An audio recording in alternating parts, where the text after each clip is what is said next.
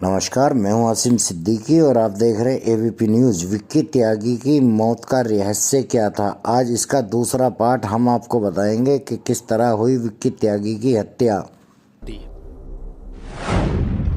इसके पीछे एक थ्योरी ये भी बनाई जाती है कि दरअसल शामली के बहावड़ी गांव में हो रहे खून खराबे का जिम्मेदार विक्की त्यागी ही था, क्योंकि विक्की त्यागी और देवेंद्र का कनेक्शन था।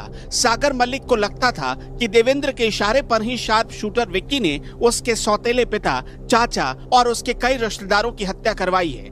इसलिए उसने इसका पहला इंतकाम देवेंद्र से लिया और फिर बारी विक्की त्यागी की आई। 11 जुलाई को देवेंद्र पर फायरिंग करने के बाद सागर पकड़ा गया, लेकिन जेल की सलाखें उसे ज्यादा दिनों तक कैद नहीं रख पाई। 15 अप्रैल 2014 को वो जेल से फरार हो गया।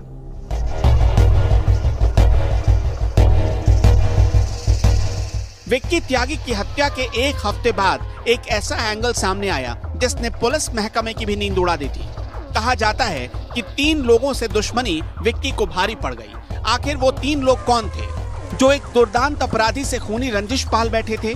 दावा किया जाता है कि विक्की के 3 दुश्मनों में से 2 दुश्मन एसटीएफ से जुड़े थे और एक दुश्मन गोली मारने वाला सागर मलिक था। एसटीएफ से जुड़े जिन 2 लोगों पर हत्या का आरोप था, वारदात वाले दिन उनकी लोकेशन कोर्ट के आसपास ही मिली।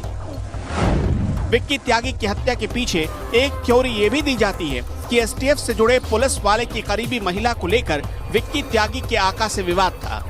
इस महिला को एसटीएफ ने एक व्यापारी से रंगदारी मांगने के मामले में गिरफ्तार किया था।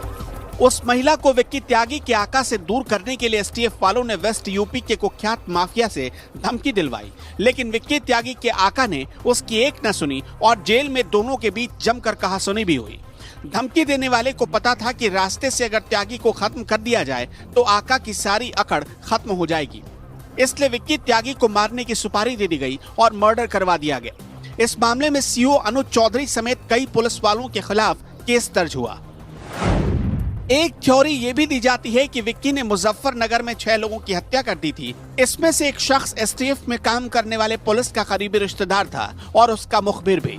चूंकि सिपाही का अकेले विक्की त्यागी से बदला लेना मुमकिन नहीं था, इसलिए उसने उसके दुश्मनों से कांटेक्ट किया।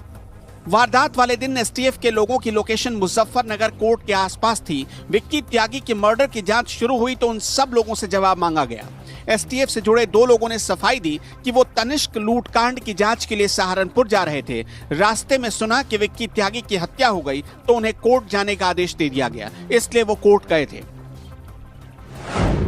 खैर, विक्की ने जैसा किया उसके साथ ठीक वैसा ही हुआ। हर गैंगस्टर का अंजाम ऐसा ही होता है, या तो वो जेल में सड़ता है या फिर किसी गोली से मारा जाता है।